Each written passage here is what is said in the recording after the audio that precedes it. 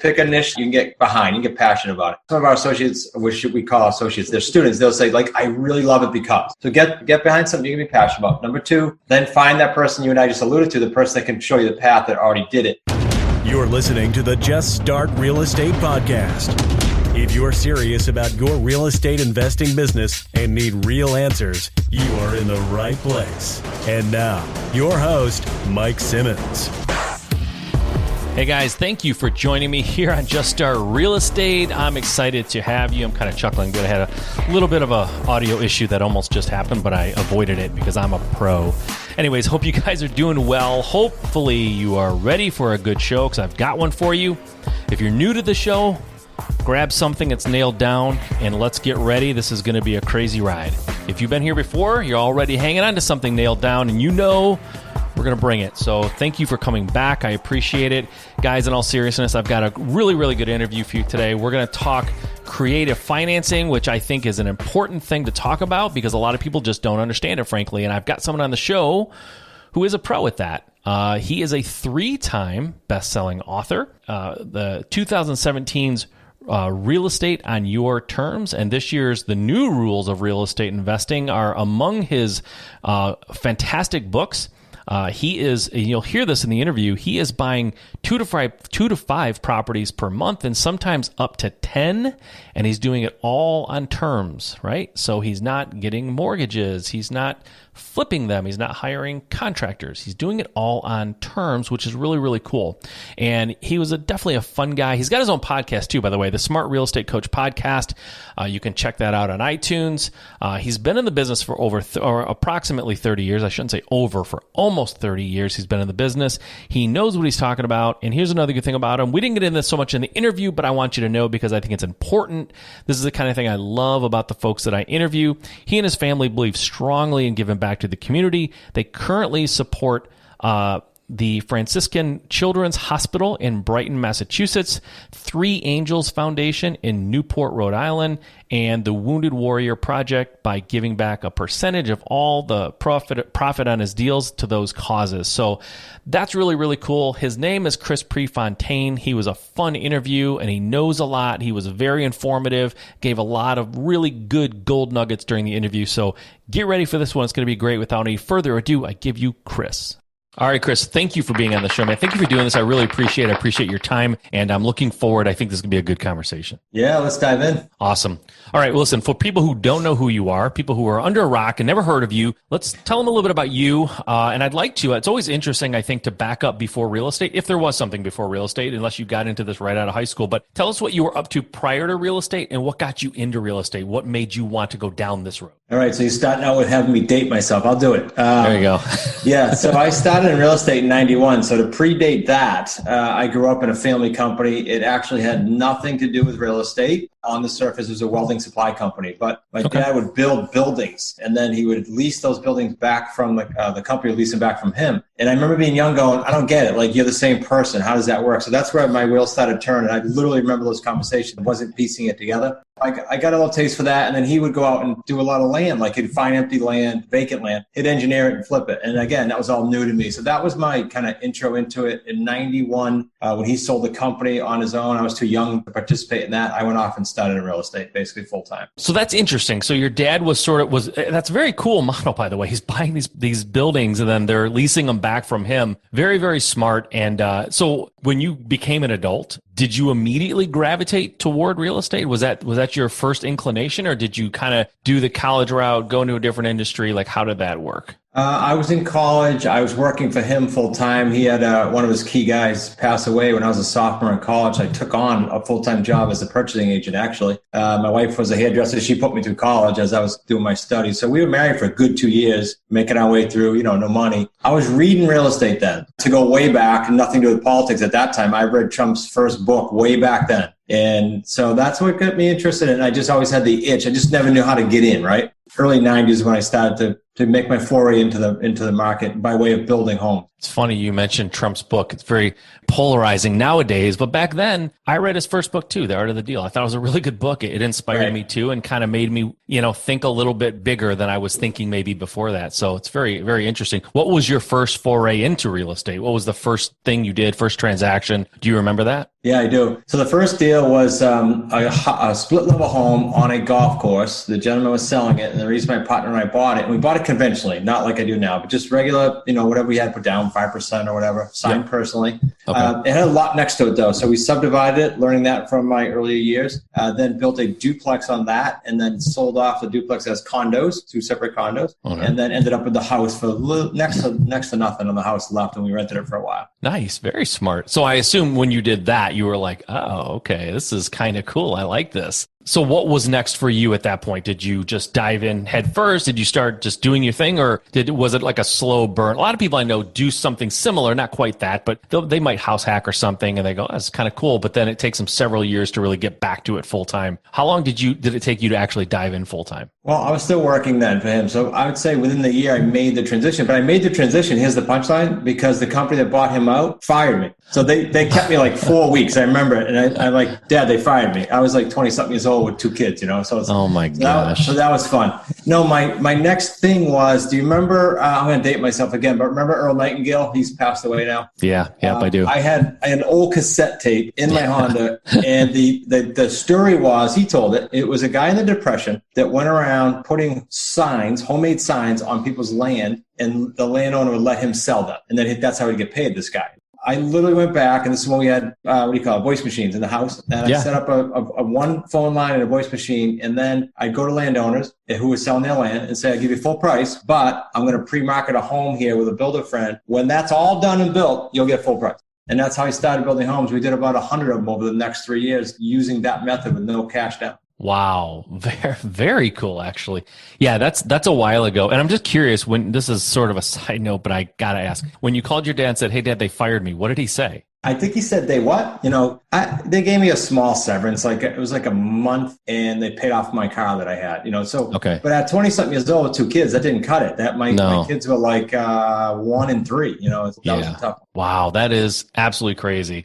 So I know you mentioned like not having to put really any money down on that deal. What does your business look like nowadays? And it's sort of a loaded question, because I know you do a lot of terms. You buy houses on terms. What does that mean for the folks listening who don't know? What does it mean to buy a house on terms, and why would anyone want to do that? Sure. So that was born out of the 2008 crash. That was why I did what I did, because after the crash, I had nothing. My credit got beat up. So buying on terms for us, because it's a little twist of some different niches, is lease purchase or owner financing primarily. There's some offshoots to that to get more advanced, but those 2 things are primarily how we buy. And why is, when I get back in the market after 2008, I said, I'm absolutely never going to sign personally again with a bank. Learn that the hard way. So I'm not putting my assets up. I'm not doing any of that. No, like maybe with the exception of a personal home, but that's it. And so we buy everything with lease purchase with a $10 deposit, and we buy everything owner financing if it's free and clear with no mortgage, and we make monthly principal only payments. So that's just a huge recession hedge with everything going on right now. That's one of the reasons we're thriving with these deals. In a short way, let's explain lease purchase so people understand what that is. Sure. So there's all different scenarios, but Mike, let's say your house we agree it's worth $300,000. And let's give you some equity. Let's say you owe $250,000. Okay. I go to you as a seller, and especially during COVID, you can imagine, but just as in any market, and say, okay, Mike, you might have been an expired listing, you didn't sell. I say, all right, listen,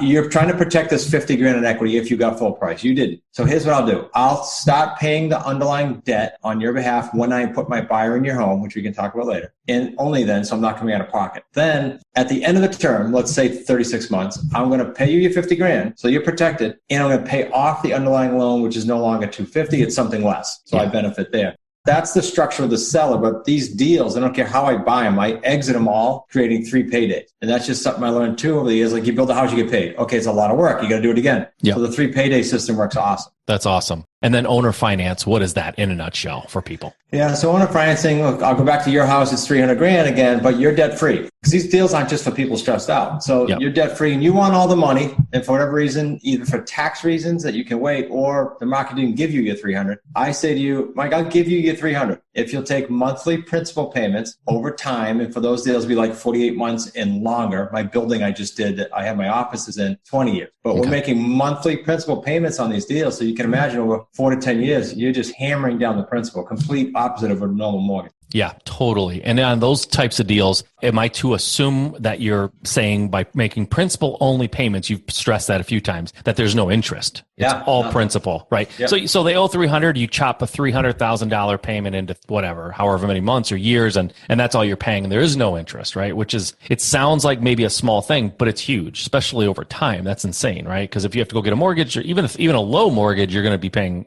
significant interest on a property over time. So that's a big nugget actually for people when you're negotiating an owner finance deal where they own it free and clear. I don't know how you do it, but you just kind of show them what it would be if you made payments, and it's like you don't go, I will not pay you interest, but you just set it up in a way that is agreeable to them. They see it, they say, okay, $300,000, and this is going to be my payments. I agree to that, right? If you don't have to mention interest. If there's no interest, there's no interest, right? You don't necessarily go just so you know. Yeah, you don't bring it up, right? It's just as long as everyone's happy with the terms and the payments, then that's where you go. Usually their head goes to price. It's I don't want to say an ego thing. That seems like I'm being mean to them, but the sellers usually are either going for tax reasons, estate planning reasons, or, hey, I just want my price. I don't care how you carve it up. And we don't carve it up like, if it's a 5-year term, we don't say carve that up in 5 years. We get a market price that's like a mortgage payment would be for that house. That's how we negotiate it. Okay. And then there's a balloon at the end of the term, whatever that. Gotcha. That makes sense. That makes total sense. And honestly, sometimes, again, if you're thinking, wow, that doesn't sound like great for the person, sometimes if you were to give them that $300,000 all at one time, it's going to screw them up a little bit, right? Sometimes they have a little government assistance or certain things that you will interrupt their flow of income if you do that. So it's not good for them in some cases. So it makes tons and tons of sense. So there's a lot of people who listen to this podcast, and I would venture to guess most of them who are either in real estate investing now, they're doing something on a small level, or they haven't quite gotten started yet. And the dream is to do it full time. In your opinion, how does a person go from where they maybe are in their 9 to 5 and unhappy to being a full-time real estate investor? What is that? What advice would you give people who are in that track right now of kind of wanting to be full-time? Yeah, I mean, there's a couple of different answers because we just had our 7th or 8th, I think it was, person go full-time. So I've seen the transition. So what does that take? What did it take them? Game plan with us, strategy game plan with us, or whatever niche you're in. If you're in a different niche, talk to someone about what that took them. So that clearly means they had to have run the path already themselves. The toughest part is going to be you executing the plan. So we had a gentleman, for example, that was driving 12-hour days to 1 hour each way to work, but 12-hour days working. That's little time. Most people would say, well, I can't do a real estate business then. We set a plan with him based on his goals and his income and his significant income he needed that said, okay, in 24 months, I want to transition. It took him 26 or 27. But the point is, get a plan with your mentor, coach, advisor, family, whatever, and then follow that with blinders on until such time it comes to fruition. Because I hate to water it down, but if you set up a plan that's predictable with someone that already did it, then you can get there. Yeah. And you threw something in there real at the end, and I hope people understood that. You said basically just do that. Like, I think the implication there was don't get scattered on what you're trying to do. Don't try to do everything. Don't listen to 15 different people. If you have a plan, stick to that plan. And if it came from someone who you know to be credible and they are or have the ability to get you to where you want to go, then stop looking for answers once you find an answer, right? I'm big on that too. I really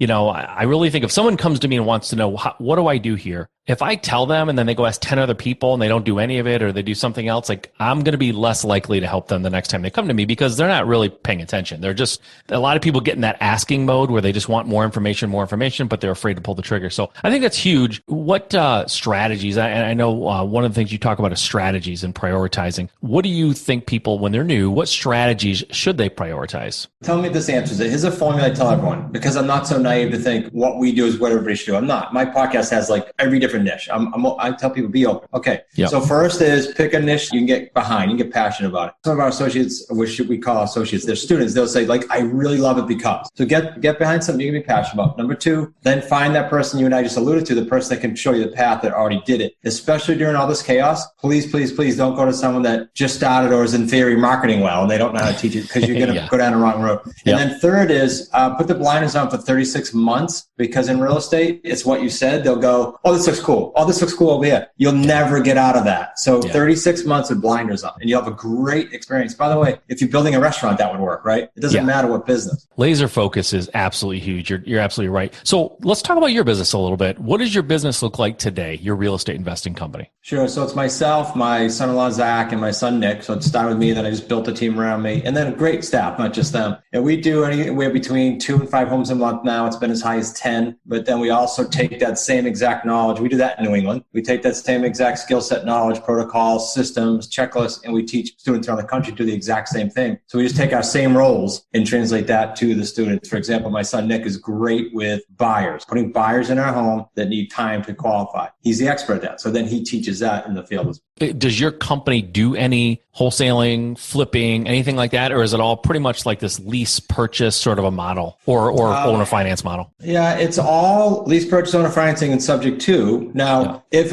a wholesale deal comes our way, we either refer it or do it. But I'm talking like on one hand, I can count them out of all the hundreds and hundreds of deals we do. I just don't think, like, again, not to step on toes, but when we're talking about creating 3 paydays per deal that we have, and they average, ours is like 75 grand, but our students range from 45 to 250 per deal. When you see those kind of numbers after you get in that mode, very hard to say, I'll go run after that one check deal. It's very hard. So we don't, in general. My wife has a rehab project going on now. I mean, I've done just about everything, but that's what we focus on as a family. I like that. I like the focus too, right? Because you have the means, the knowledge, and I'm sure the finances behind you to do whatever you want to do, but you choose to remain focused on what you know works and what seems like for you is the best option, the best payday. You're making a lot of money. Like, you're not scattered. And that's really important for people to know, right? Because not just new people get scattered, because they do a lot. But people who have been doing this a while, sometimes they go, what if I do this? And they start going away from their core competency or what they know to work. And a lot of times they end up coming back because they go, oh boy, I got so sidetracked by thinking. I did the same thing. I'm guilty of this. I went out of the real estate world because I was having success so fast, so early, that I thought, apparently I'm a prodigy. I'm just like a business, prodigy. And I got slapped down by a different industry and something I didn't understand very well. And I came back and said, okay, I'm going to do what I know. And I went back to that track. But I think it's important for people to understand that focus is really, really big in real estate. It's big in anything. It's big in any industry, right?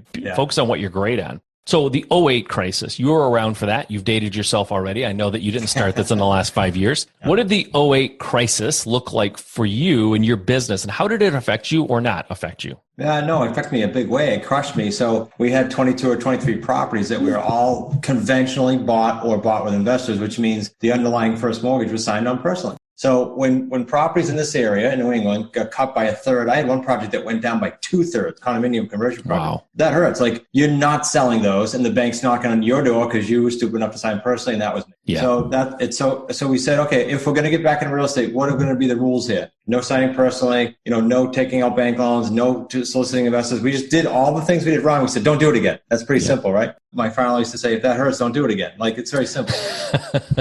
Exactly.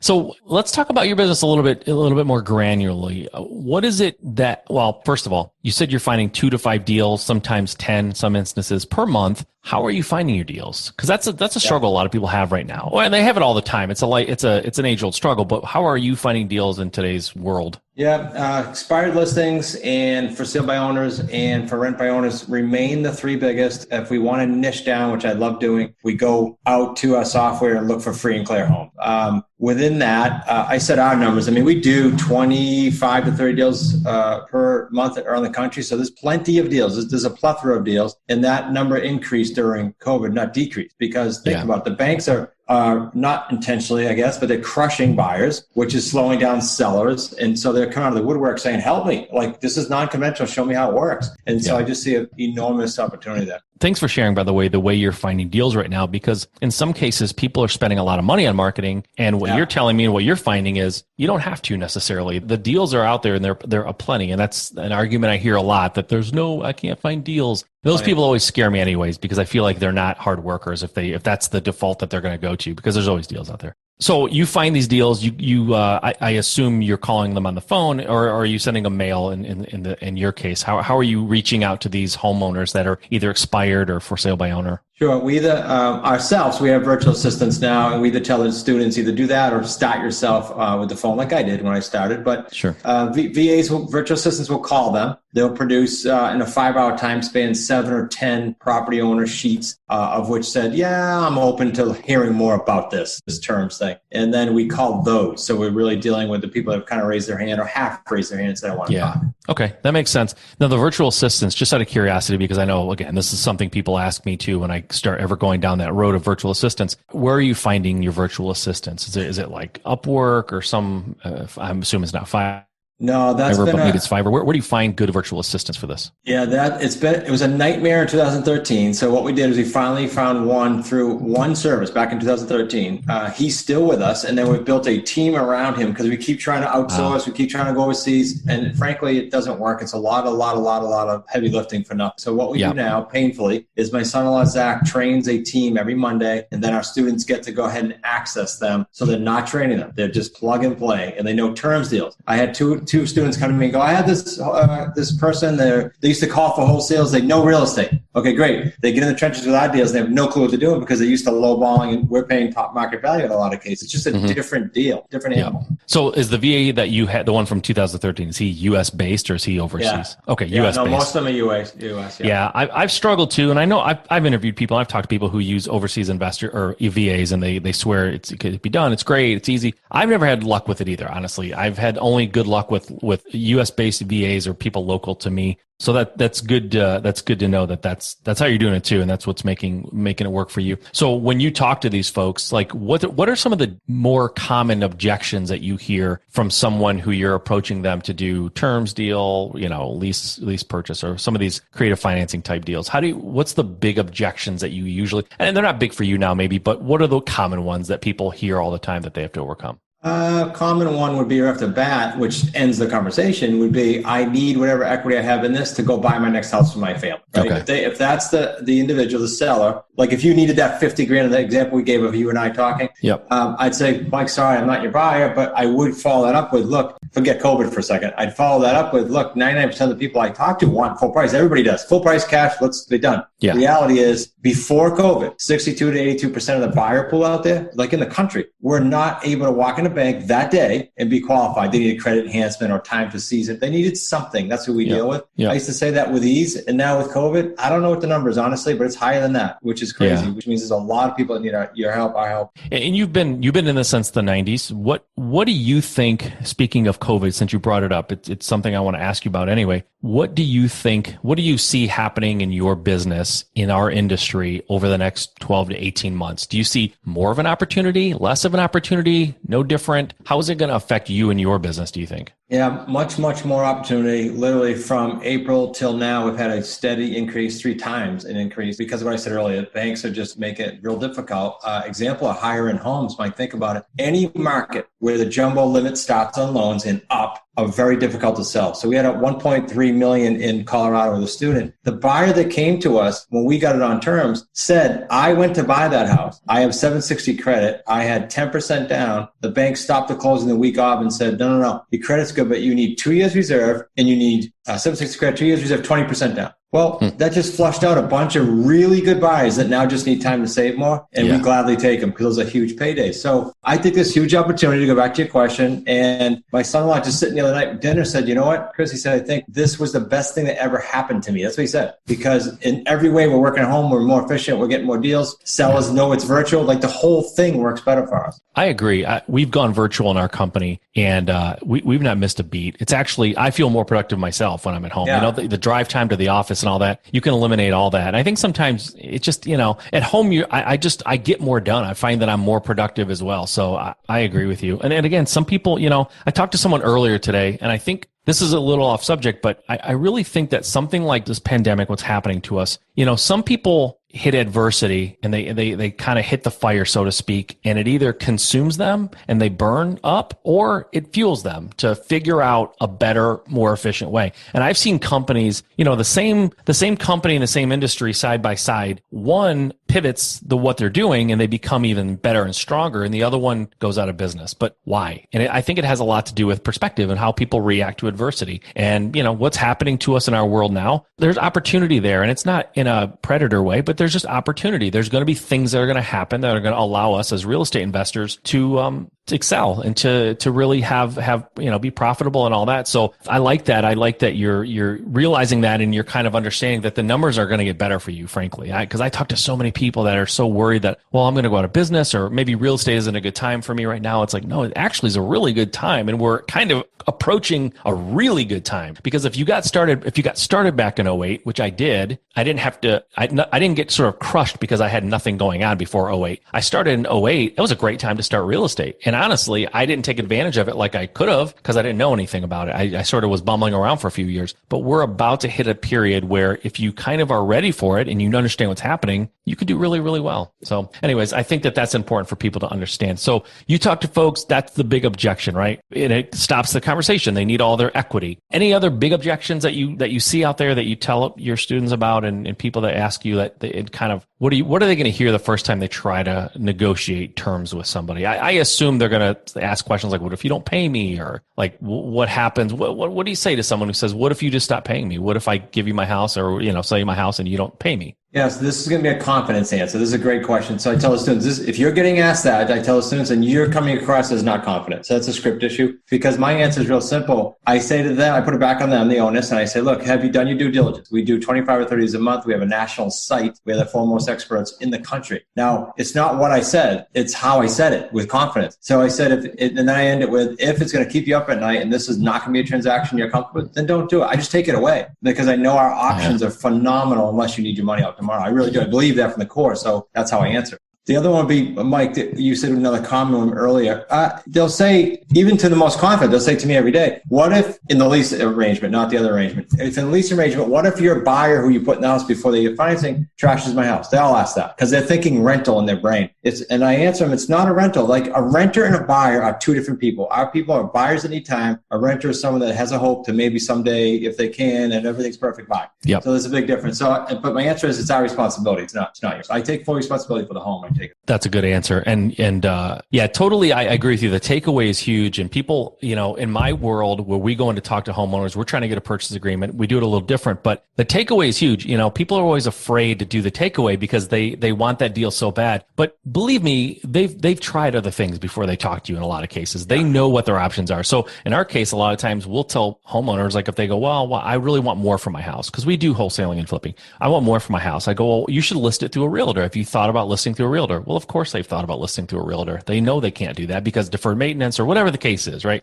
So that takeaway is powerful, because when someone gets something taken away, it's a push pull. If you get something taken away, sure the human instinct is to get it back, right? So now they're pursuing you. It's super smart, great sales technique too, but totally effective. So once you get these things in our contract, what is, for the people who think, well, how am I going to find someone to get into the house who's going to give me a down payment, right? I assume that's one of your paydays.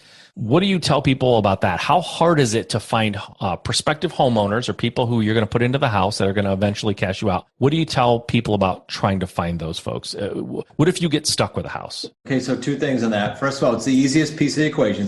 But let me address the stuck first. Sure. When you're new, you will never, if I'm working with you, you'll never take a property on that's not contingent upon you getting a buyer first. Now, are there plenty of deals we take on now that has equity sitting there and there's a reason for us to take it over because we have other paydays coming from other deals? Sure. But when I started, I certainly didn't. I had zero money and zero credit. So I make everything contingent upon my buyer. So back to how you get that done. It is by far the easiest thing because of the buyer pool that I told you earlier. It's enormous and growing bigger. So it's all online, but then there's a process of weeding out, because 80% of the calls we get, despite the ads, are renters, just hoping that we'll let them in a house. So there's a process of education, of self-done videos, done for you videos that we bring them through, and then the cream rises and my son talks.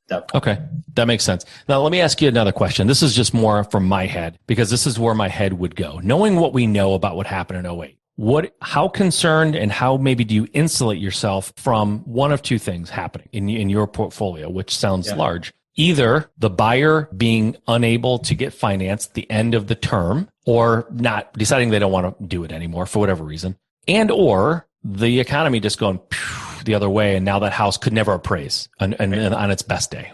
How would you answer those concerns? Yep, a couple things, both very, very applicable, and even sellers will ask that. So the first one is a buyer can't get qualified at the end. So always best with examples. Two things. One is, if you're my seller that we used earlier, $300,000 house, 3-year term, I'm going to pre-qualify my buyer that their mortgage ready date comes back 18 to 24. Now that gave them an extra year to wiggle. That's important. Now, so let me give you some metrics of that, and then I'll bounce back. 2 to 5% of our buyers default. That's the inverse relationship to most people in our niche. Why? Because we are ridiculously strict on the front end underwriting of this to make sure they're going to be mortgage ready, so they set up to win. Despite doing that, people have life events. COVID just happened. We had a woman, always paid, but she worked with schools. She consulted schools. She said to us, I can't do anything. I'm not going to sit here in this house, even though there's eviction laws. I have to leave. I respect you guys did everything you could. So she left. Well, we had about 6 months left. The balloon was coming up this fall. This happened right at the beginning of COVID. We put it back on the market. Usually we could sell it a little higher because they've been in there so long, but we sold it for the exact number we had under agreement with her. So we were fine. Actually, sadly enough, we're ahead of schedule because she had a deposit in, we rent and resold it, and that deposit was eaten up by the realtor fee. So same net. Okay. Short answer, give yourself buffer of the term of the buyer and term of the seller. Okay. As far as the economy going, this is what we started about 1.5 years before COVID, thinking, my head was, well, it's going to be an adjustment at some point. So we started doing 2 things. Our contracts are brilliantly done, Mike. We've been writing and rewriting and tweaking so that we can assign the houses back if we need to, which causes the need with the seller to renegotiate with us and go further out. And the second thing is, we used to walk in and say, hey, 3 to 5 years, like common, and even accept a 2-year deal. It's out of the question. About 1.5 years ago, we started this. We do 4, 5, 10. My building, I told you, is 20 years. Well, if I have a 20-year term and I'm paying a heavy principal pay down, do I really care if the market has a cycle or 2 in the next 20? No, I don't. So the answer is longer terms and great contracts. Okay. And when you said you have something in your contract that allows you to assign it back, is that to mean you can, under the worst conditions, assign the property back to the original owner? Yeah, and those purchase, and they don't want it. So they go, what's my options? Hey, this is real estate. The national economy just took a dive in your example. Let's push it out to give us both time and principal time to come down, the prices to come up. So we've done that on a few during COVID. We use that opportunity to say, hey, we need more time here. To which they all said, sure. They want closure. They don't want a headache back. Yeah, I like that. And that answers, like, if I were a seller or someone who was just trying to be skeptical, that's what I would want to know. What happens in these cases, right? So what are your goals in your company? Like, I know what you're doing now. What do you see for your company over the next 2 to 5 years? Like, what does that look like for you?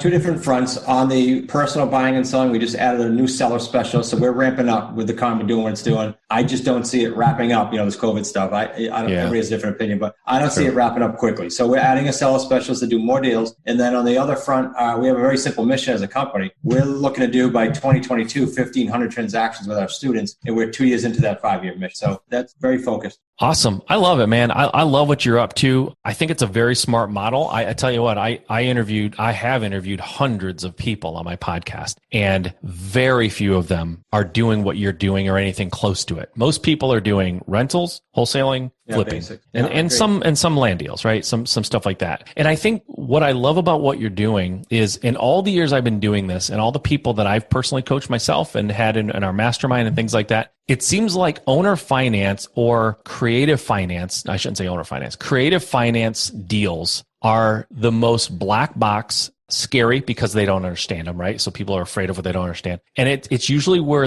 a lot of money is being left on the table, frankly, because it sounds too complicated. It sounds scary. They don't want to try to explain this to anybody because they don't understand it, right? They don't know the paperwork. So they just go, I'm just going to flip it, or I'm just going to buy it as a rental, right? But I like that because what you're doing is sort of recession proof. It's a little bit insulated because there's always going to be people who will want to do it this right. It doesn't necessarily matter if the economy goes up or down. I think that creative finance deals have always been something that people are open to. It's just, it's just a different way of doing things that not everyone talks about. So I like that we were talking about it here on this show and talking about it with someone who really knows their stuff, which is you. You've been doing this a long time, so I appreciate that. Let's talk about the free book offer. What is that for folks? What can they get if they go to the website that I'm about to tell them? Yeah, so our bestseller, the first one, is what we've been talking about, you and I. Okay. It's a hardcover Amazon bestseller. They obviously could go there, but what we're doing during COVID is we'll get to the electronic version. All they got to do is say that they heard us chatting on your show, get it off to them, and then we throw ebooks at them and other free things when they go there. It's just free, srecbook.com. Nice. All right. Free, srecbook.com. Go there and tell them that you heard about them on Just Start Real Estate, and they will send you that free digital download. That's awesome. Thank you for doing that. I appreciate it. Is there anything else that people should know how to get a hold of you if they want to get a hold of you? What else can we do for you here? Yeah, sure. I appreciate it, Mike. They can, I'll give a free strategy call. My team will probably say, what the heck are you thinking about? But you asked, they can go to smartrealestatecoach.com/action. It'll say, hey, have you done deals? Have you not done deals? There's no wrong answer. It's just so that when myself or Zach, because we do the calls, I'll do every one of them, or my son-in-law, we'll get on, we'll know what direction you want to go, or if you're brand new, where we can help you move to the next step. So they're free strategy calls for team.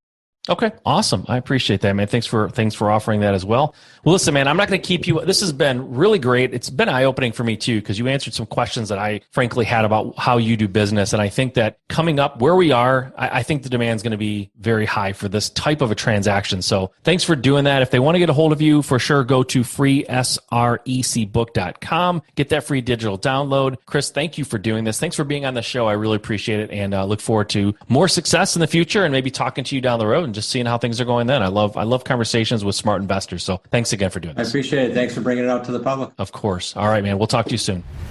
All right, guys. Hopefully you enjoyed that. Chris is a good guy and he's a smart guy. He knows what he's talking about when it comes to creative financing.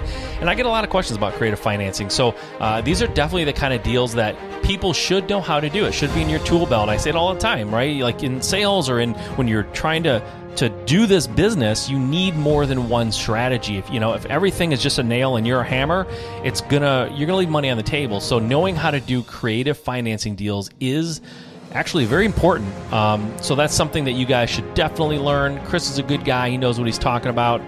We definitely talk about those in the 7-figure group as well, and kind of help you understand how to do those. So put it in your tool belt, but at the very least, like we talked about early in this podcast, focus is key. And if you haven't gotten started in your business, if you're sitting home and you're listening to this podcast thinking, I want to get out there and I want to get started, focus. Make today that day where you change your life forever. Make today the day that you tell your friends and family, I remember the day I decided to start my business, to get out there and get going. Get out there and get going, guys, today. Make today the day you talk about the rest of your life. All right, go get it. We'll see you next time.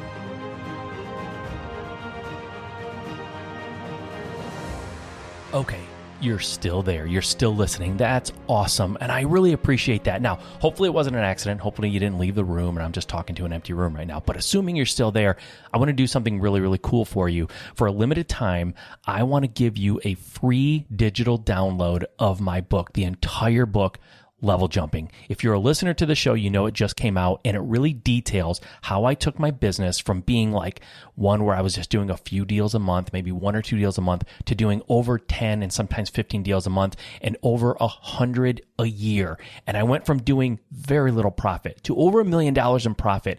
And I made that transformation in a 12-month period. And this book talks about what I did, the steps I took to transform my business, and how you can too. So grab a free digital download, and you can get that by texting the words "just start" as 2 words now, "just start" to the number 55444. So text "just start" to 55444. I will send you a free digital download of my book. It's the complete book. There's nothing held back, and that'll be completely yours just for making it to the end of the show and listening to me. And I really, really appreciate it, guys. So I want to do something nice for you. I do this every once in a while at the end of shows, and if you listen to the very end, every once in a while, I do a giveaway like this. So hopefully you enjoy that. Go grab a free copy. I hope you read it. I hope you love it. Reach out. Let me know what you think. All right, guys. Talk to you next time.